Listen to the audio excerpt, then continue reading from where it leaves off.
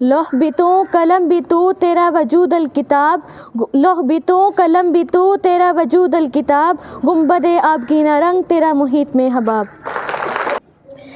दिल पाक नहीं हो तो पाक नहीं हो सकता इंसान, दिल पाक नहीं हो तो पाक नहीं हो सकता इंसान, वरना इब्लीस को भी आते थे वज़ू के फ़राइज़ बहुत। नहमदुहु व नसल्ली अला रसूलिहिल करीम, अम्मा बाद, फ़ाऊज़ बिल्लाहि मिनश शैतानिर रजीम, बिस्मिल्लाहिर रहमानिर रहीम। अफ़कार इक़बाल के हवाले से आज की तकरीब थी। आपने उसमें जिस तरह इक़बाल के कलाम को पढ़कर दाद वसूल की, वो वाकई काबिल तहसीन है। मेरी तरफ़ से भी आपको बहुत बहुत शाबाश और ख़राज तहसीन।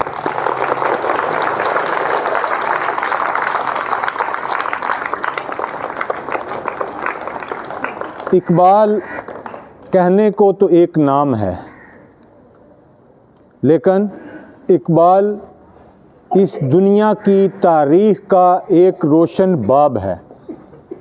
अल्लामा इक़बाल रहमतुल्लाह अलैह ये एक ऐसी शख्सियत थी जिनका विज़न जो है मैं उसका कायल हूँ, जिनका फ़लसफ़ा जो है मैं उसका तमाम दुनिया के जो फ़िलासफ़र हैं उनसे बढ़कर इसलिए कायल हूँ कि इक़बाल की फ़ोरसाइट ने, इक़बाल की दूरंदेशी ने, इक़बाल की निगाह ने बड़े सग़ीर के मुसलमानों के लिए वो कुछ देख लिया था जो आम कोई शख्स देख नहीं सकता। यानी 1930 में पाकिस्तान बनता है 1947 में, और इक़बाल ने 1930 में पाकिस्तान का नक्शा बनाकर बरसगीर के मुसलमानों को दे दिया था। ये है इक़बाल का फ़लसफ़ा और इक़बाल की दूरंदेशी।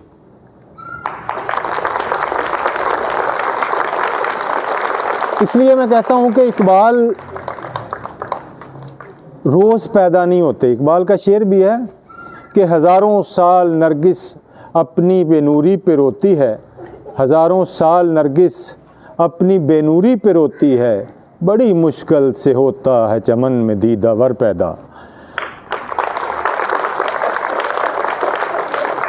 ये जहान को देखने वाला दीदावर, जो इस दुनिया को जान सके, समझ सके, वो रोज़ पैदा नहीं होते।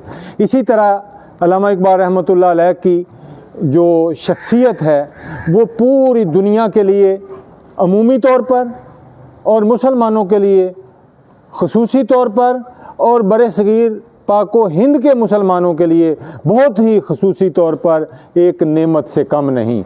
आपने जिस तरह अपनी शायरी से लोगों को जगाया, बरसगीर के मुसलमानों को मुत्तहिद किया, जिस दौर में खिलाफत उस्मानिया तार तार हो रही थी, उस दौर में अल्लामा इक़बाल ने मुसलमानों को खिलाफत की जो फ़िलासफ़ी थी वो पढ़ाई, वो सिखाई अपनी शायरी के ज़रिए। ये कोई और ना कर सका है आज तक, ना कोई कर सकेगा। इक़बाल ने जिस तरह अपना शाहीन का एक ख़िताब दिया अपने नौजवानों को, वो इंसान के अंदर, एक नौजवान के अंदर आज भी जब हम इक़बाल की शायरी को पढ़ते हैं तो एक नई रूह फूंक देता है, एक नया जज्बा पैदा कर देता है। तो ये चीज़ें हैं इक़बाल की शायरी में जिसने इंसान को जगा दिया, मुसलमान को दीन जो है वो सिखा दिया। दीन तो ऑलरेडी मुसलमानों के पास था, लेकिन जो इत्तेहाद था उम्मत का वो तार तार था, जिसको अल्लामा इक़बाल ने अपनी शायरी के ज़रिए बताया। तो जिस तरह अल्लामा इक़बाल अपने शाहीन को अपने शायरी का मौजू बना के नौजवानों को जगाते हैं, इसी तरह इक़बाल अपनी फ़लसफ़ा खुदी से भी मुसलमानों के दिल में ये पैदा करते हैं कि खुद ही अपनी गैरत, ज़रा सोचो तुम्हें पैदा किसके लिए किया गया था। इक़बाल का शेर है ना कि पैदा किया इंसान को दर्द दिल के वास्ते, पैदा किया इंसान को दर्द दिल के वास्ते, वरना इबादत को कम न थे करूबियाँ, करूबियाँ, फरिश्ते, इबादत के लिए तो अल्लाह ताला की फरिश्ते भी बेशुमार हैं जो हर वक्त रुकू और सजूद में मसरूफ़ रहते हैं और अल्लाह ताला की इबादत करते रहते हैं। लेकिन इंसान के अंदर अल्लाह ताला ने एक ऐसा इंस्ट्रूमेंट लगा दिया जिसको एहसास कहते हैं, जिसको फ़र्ज़ शनासी कहते हैं, जिसको नफ्से लवामा कहते हैं। जो इंसान का ज़िंदा होता है तो इंसान की ज़िंदगी जो है ना वो भरपूर हो जाती है। इसी खुदी को अल्लामा इकबाल अपनी शायरी में बयान करते हैं कि खुदी क्या है। अल्लामा इकबाल कहते हैं, है क्या खुदी? खुदी क्या है राज दरूने हयात, खुदी क्या है बेदार ये कायनात, न हद इसके पीछे न हद सामने, ज़माने के धारे में बहती हुई, सितम उसकी मौजों के सहती हुई खाके आदम में सूरत पजीर, अज़ल से है ये कश्म में असीर, हुई खाके आदम में सूरत पजीर, खुदी का निशेमन तेरे दिल में है, खुदी का निशेमन तेरे दिल में है, फलक जिस तरह आँख के तिल में है। तो ये है इकबाल का फ़लसफ़ा खुदी।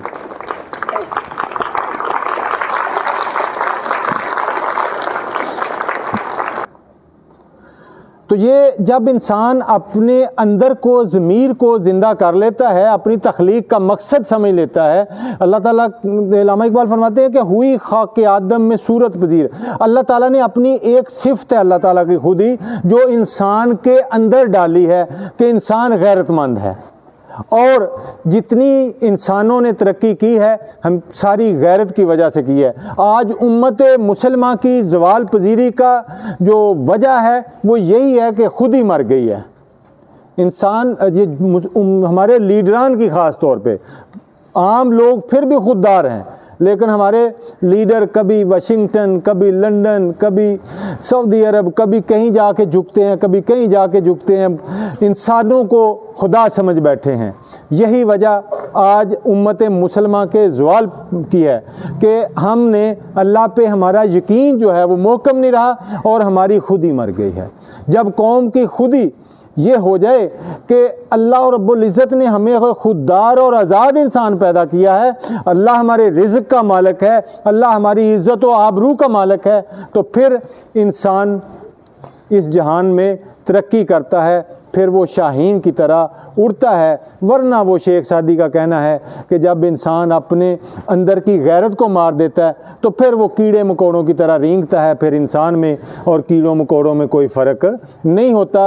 अल्लाह रब्बुल इज़्ज़त से दुआ है कि अल्लाह ताला हमें इस्लाम को समझने, अफ़कार इकबाल को समझने और इन पर सही अमल करने की तौफ़ीक नसीब फरमाए। वमा अलैना इल्लल बलागुल मुबीन।